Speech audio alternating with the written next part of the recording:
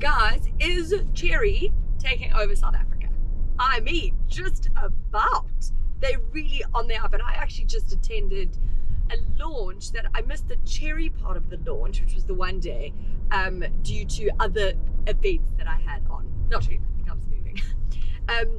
And the next day then was the showcasing of Omoda and one of their flagship models, and then also JQ.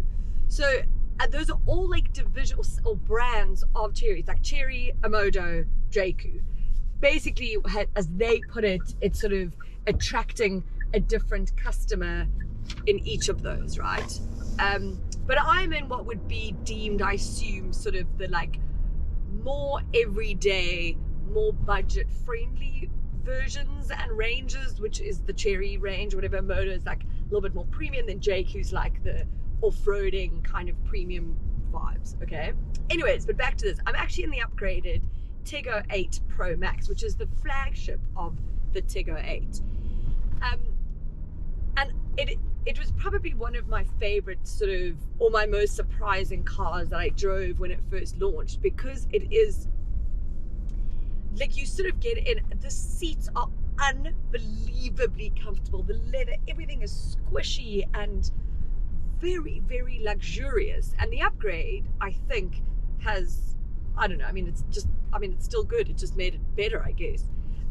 You're gonna probably tell mostly from, I think it's like the grey framed grille in the front and the front fog lamps, housings, whatever, that have been changed. You've also got crystal matrix LED tail lamps. I love the term crystal LED, crystal matrix LED. I think it sounds so pretty. Crystal matrix LED. I mean, it just sounds beautiful. And then it's got obviously that cool single light bar across the whole, which whole boot vibe, which I love as well. Okay, I like that on all cars. It's quite a trend, do you know? But I love it. It just looks all sorts of cool. You're gonna know it's the Pro Max because of the brown leather. Ugh, I wish it wasn't brown. I hate brown leather. Why is everyone doing brown leather? Stop it, stop it. I don't like it. You've also got this like, well, it's like 12.3 inch each, but so 24.6 inch in total screen here, like infotainment, and then into this cluster.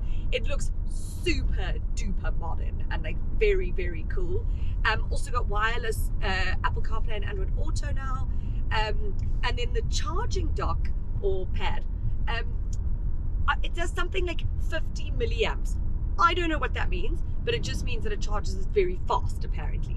Okay, those are like science things. And is it even science? Guys, not always the brightest. Anyway, I've got other things going for me, okay? Like my sparkling personality, obviously. It's also got a redesigned gear lever. Very cool. I think a lot of manufacturers do this like quite a big chunky thing. This one isn't as big and it works well, because I find, and this is going to be a full, probably controversial statement, I don't know, I see quite a few manufacturers going for this sort of chunkier look. What I like about this one, like, I've got really small hands, so this is still okay for me, like, but like something, for instance, like in Ford, like the Everest and the Ranger, like it's massive. My poor hands are like, which I've been told I'm not the customer type. So cool, but I'm like, I can tell you there are many people with my sized hands driving those cars, so that is crap. Anyways, and also let's be inclusive, okay, for people with smaller hands, for goodness sake. The other thing it's got, so the drive, the mode selector, guys, just wait for it, okay? I nearly cucked my brook when this happened. Okay, listen. Normal mode entered. Sports mode, economic mode entered. Normal mode entered. Economic mode entered. That's unnecessary. Sometimes as well, so when I start the car, I don't know if it's that I've maybe knocked this or it's just letting me know. Like, as I start the car, first of all, you get that jingle that comes on for like 25 minutes. Like, ding, ding, ding, like, welcome, hello. And then all of a sudden, it's like, eco mode entered. I shot off my chair. I thought there was someone in the back of the car. Not cool, man. Probably could turn it off. Like, a lot of like safety features are quite intrusive, but you can turn them off. You can go. You see, always let someone in. It's nice. It's a nice thing to do. He didn't look that excited about it, but anyways, I would have liked, you know, blow me a kiss or something. Oh no, do not do that. Don't do that. So yeah, a couple of those quirks still are about, you know, roundabout there with that entry and whatever. Guys, I just have to say the indicators are not my best. It's just a little, I don't know, it hits me at a weird space in my ear.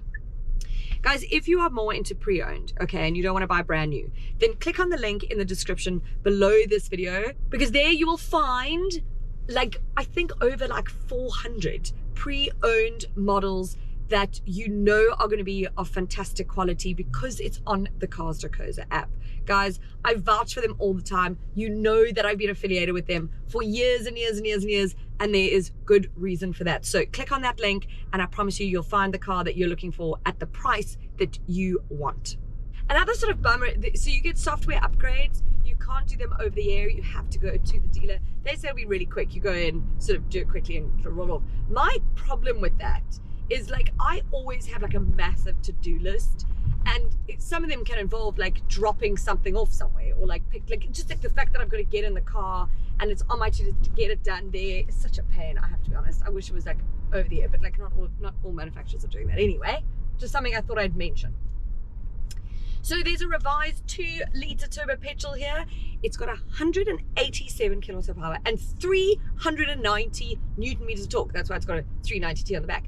Because that's like huge. Okay, like it's very impressive numbers that for this car, or for a car like this. Like, and you can feel it. Like, it's really super duper punchy. It's mated to a 7-speed dual clutch transmission, and the only problem for me is that the mating isn't quite perfect. So if you're cruising on the highway, it's great. Very comfortable, sort of seamless gear changes. You don't really notice it and stuff, which is great. Very comfortable, smooth, whatever. But when you've got to get used to that, like sort of off the line, it's quite urgent, like quite aggressive in a way. So you like put your foot down, you're like, hey now, whoa, there we go. Okay. Which I prefer to like any delay, I must be honest, but it just takes some getting used to, where it's like a bit of a jump forward, which, you know, when you're trying to like park somewhere and you just want to quickly go a little bit more forward, like just a smidge, and the car jumps, that's not fun. Okay, because then you always tend to hit things, even though the beepers are going mad at you, you know, sensors, beepers, same thing. It's also got a much better fuel consumption than a lot of the Chinese car brands that we've had. Like a lot of the engines, that's been like the major letdown. This you're gonna probably get between sort of 8 and 9 liters per 100 k's. I'm now sitting quite high, but I always do. So I imagine you could probably get it down to about 9.2, which is still okay. This car's quite big, obviously. I don't think I've spoken about the space. It's the main thing. 7 seats, people. Takes on the Outlander, yeah, Mitsubishi Outlander and Tigo All Space, that kind of thing. The third row of seats, very tight, like very tight. Like for me, it would be the car that I buy, put those seats down and I'm gonna mush a boot, do you know? But like sort of quite easy to get into. These slide forward and back, these are the second row seats, so that's helpful. The ISO fix, however, this is something that manufacturers need to step up the game, okay? If you're getting it right, yay. It's because you probably have someone in the team who has a child who has to put a car seat in the car. I don't think anyone's ever done that in this car. So not only are they like really deep, but they also have like a material over them that you can't do, like you can't get. It took my husband and I 30 minutes of like almost just about getting a divorce to put it in. Like it was, to put it in, not that. But it was just all kinds of frustrating, and I'm not here for it. Okay, so that's something. Once you've got it in, fine, okay. But still. Now, I don't know if I've ever shown you, like when you, I think this was on the other one as well, when you turn right, like it shows you the whole intersection, which can be disconcerting because I'm like, oh my God, there's cars everywhere. Even though I know there are, but like to see it like this is a bit crazy. So you're looking at about 670,000 Rand for this. You get a 7-year, 90,000 kilometer service plan, guys. The value for money is just unmatched. You just can't actually really beat it. Do you know? Well, I'm supposed to stop at a hotel and I don't know where the entrance is.